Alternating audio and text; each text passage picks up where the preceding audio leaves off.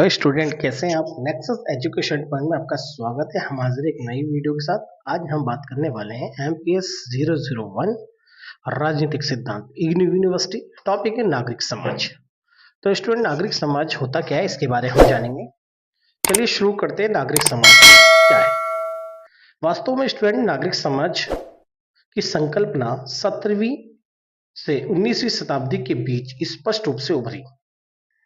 नागरिक समाज का विचार पश्चिम में विकसित हुआ। नागरिक समाज की संकल्पना पाश्चात्य परंपरा से जुड़ी हुई है। नागरिक समाज एक संकल्पना के रूप में राज्य से संबंधित व्यक्तियों तथा समाज में दूसरों से संबंधित व्यक्तियों का विचार लेकर इसका उदय हुआ। नागरिक समाज की संकल्पना 17वीं और 19वीं शताब्दी में तो उभरी। एडम स्मिथ ने राज्य की संस्था को अप्रासंगिक बना दिया और नागरिक समाज की संस्था को वे रूप देना चाहते थे जिसे मार्क्स ने इतिहास का रंगमंच कहा था। वास्तव में नागरिक समाज अत्यंत प्राचीन है, परंतु वर्तमान समय में इसके महत्व में पर्याप्त वृद्धि हुई। नागरिक समाज लोकतंत्र, नागरिक अधिकार, नागरिकों की भागीदारी पर आधारित होता है, क्योंकि नागरिक समाज के अंतर्गत हम नागरिकों को अधिक से अधिक महत्व देते हैं और नागरिक समाज में लोकतंत्र ही एक ऐसा प्रमुख साधन है जो नागरिकों के विकास और नागरिकों के हित के लिए कार्य करता है। और साथ ही साथ में नागरिक समाज लोकतंत्र के माध्यम से ही नागरिकों के अधिकारों की रक्षा भी की जाती है और इसमें नागरिकों की भागीदारी को बढ़ाया जाता है। लोकतांत्रिक शासन पद्धति की आधारशिला नागरिक समाज की अवधारणा में केंद्रित है, क्योंकि नागरिक समाज नागरिकों के आचरण का वे स्थान है जहां पर मनुष्य अपने कर्तव्य निर्वाह का आचरण करने से संबंधित विभिन्न क्रियाएं करता है। नागरिक समाज के सिद्धांत के बिना राज्य का कोई सिद्धांत नहीं हो सकता। तो ये नागरिक समाज के अंदर हमने ये बोला है कि नागरिक जो है अपने नागरिक समाज के अंदर, यानी नागरिकों के समूह को ही हमने नागरिक समाज की संज्ञा दी है। और नागरिक समाज के अंदर परिवार से बाहर जो सारी संस्थाएं होती है वो नागरिक समाज के अंतर्गत आती है। अब बात करते हैं नागरिक समाज का अर्थ। नागरिक समाज होता क्या है।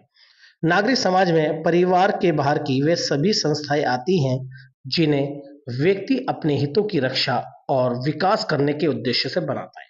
आपने देखा होगा नागरिक समाज जो है, राज्य से पहले नागरिक समाज यानी समाज बना, क्योंकि नागरिकों के समूह ने ही समाज का निर्माण करना और नागरिक समाज ने अपने हितों की रक्षा के लिए राज्य का निर्माण करना। तो इसका मतलब राज्य से पहले क्या है, नागरिक समाज आया और नागरिक समाज के बाद राज्य की स्थापना हुई और राज्य की स्थापना नागरिक समाज के लोगों ने अपने हितों और अपने अधिकारों की रक्षा के लिए और अपनी जरूरतों को पूरा करने के लिए राज्य का निर्माण करा। और नागरिक समाज में जितनी भी संस्थाएं जैसे एनजीओ, महिला आयोग, बाल विकास आयोग या बहुत सारे जो स्वयंसेवी संगठन होते हैं वो उन सबकी गतिविधियों को ही हम नागरिक समाज की गतिविधि मानते हैं। अब बात करेंगे नागरिक समाज की विशेषताओं के बारे में। तो नागरिक समाज की पहली विशेषता है, नागरिक समाज निजी लक्ष्यों की अपेक्षा सार्वजनिक लक्ष्यों से संबंधित होता है। क्योंकि नागरिक समाज में किसी एक व्यक्ति के या एक वर्ग के निजी ही हितों को ध्यान में नहीं रखा जाता, बल्कि नागरिक समाज के अंदर समाज के जितने भी वर्ग हैं, चाहे वो किसी भी समूह, किसी भी जाति के लोग हों, सभी जाति के लोग हों, नागरिक समाज सभी समाज के सभी नागरिकों के लक्ष्यों से संबंधित कार्य करता है और नागरिक समाज की गतिविधियों का लाभ समाज के सभी नागरिकों तक पहुंचाता है, ना कि वो किसी एक वर्ग के हितों को ध्यान में रखता है। नागरिक समाज में समाज के सभी जो सार्वजनिक लक्ष्य है, यानी समाज में रहने वाले लोग हैं, उनके लक्ष्यों को ध्यान में रखता है। दूसरी विशेषता है, नागरिक समाज और राज्य दोनों एक दूसरे से इस प्रकार संबंधित होते हैं कि राज्य पर नियंत्रण की जरूरत नहीं होती। अगर नागरिक समाज हमारा अच्छा है और नागरिक समाज हमारा सक्षम है तो ये समझ लो कि हमें राज्य पर नियंत्रण की जरूरत नहीं, क्योंकि नागरिक समाज ने ही मिलकर राज्य का निर्माण करा है और राज्य का हित यह है कि वो नागरिक समाज के लोगों के लिए विभिन्न कार्य करे। क्योंकि नागरिक समाज के अंदर राज्य का निर्माण लोगों ने अपने हितों की रक्षा और अपने अधिकार व स्वतंत्रता की रक्षा के लिए किया है, ताकि राज्य लोगों की जरूरतों को पूरा करे। जैसे कि राज्य का काम नागरिक समाज के लिए बड़े बड़े हॉस्पिटल, कॉलेजेस और स्कूल और बहुत सारी प्रशासन की स्थापना करना राज्य का काम है।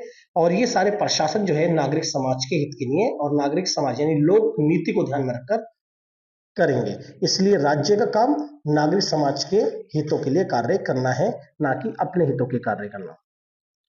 नेक्स्ट है, नागरिक समाज किसी व्यक्ति या एक समुदाय के हितों का प्रतिनिधित्व नहीं करता, क्योंकि नागरिक समाज में नागरिक समाज यानी जो नागरिकों का समाज है, वो समाज जो है ना सभी समुदाय, सभी वर्गों के लोगों का समाज है।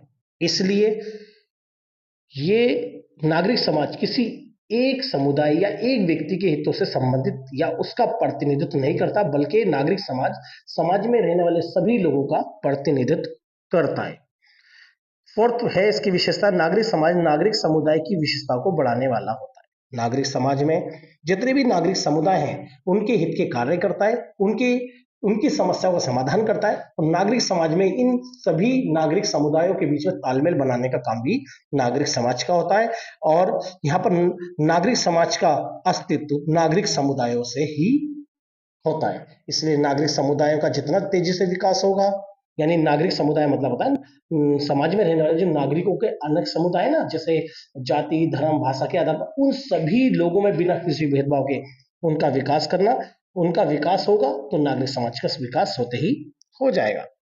नेक्स्ट पॉइंट है, नागरिक समाज में विभिन्न नागरिक समुदाय जैसे धर्म, जाति, एनजीओ आदि के विभिन्न वर्गों का विकास होता है, क्योंकि नागरिक समाज के अंदर रहकर ये सारे धर्म, समुदाय, जाति, एनजीओ जितने भी वर्ग होते हैं उन सब का विकास नागरिक समाज में ही संपन्न होता है, और ये नागरिक समाज के बाहर अपना विकास नहीं कर सकते। नागरिक समाज में विभिन्न समस्याओं का समाधान होता है, क्योंकि नागरिक समाज में आपने देखा होगा अगर किसी एक व्यक्ति को कोई समस्या होती है तो नागरिक पूरे समाज के सभी लोग उसका साथ देते हैं, क्योंकि व्यक्ति जो है ना समाज से बाहर रहकर अपना विकास या अपनी समस्या का समाधान नहीं कर सकता, क्योंकि नागरिक किसी न किसी नागरिक समाज का हिस्सा होता है। इसलिए नागरिक समाज में रहकर व्यक्ति अपनी सारी समस्याओं का समाधान आसानी से कर लेता है, क्योंकि नागरिक समाज के अंदर पुलिस, अस्पताल, स्वास्थ्य शिक्षा यानी अस्पताल, स्वास्थ्य शिक्षा या और अन्य जो संस्थाएं होती है वो संस्थाओं के माध्यम से व्यक्ति अपनी समस्याओं का समाधान करता है। नेक्स्ट पॉइंट है, नागरिक समाज में जनता के अधिकारों और स्वतंत्रता की रक्षा भी होती है, और नागरिक समाज में लोग राज्य का निर्माण करते हैं, राज्य में नए नए कानून बनते हैं, और उन कानूनों के माध्यम से नागरिक समाज में रहने वाले लोगों के अधिकारों और स्वतंत्रता की रक्षा भी होती है।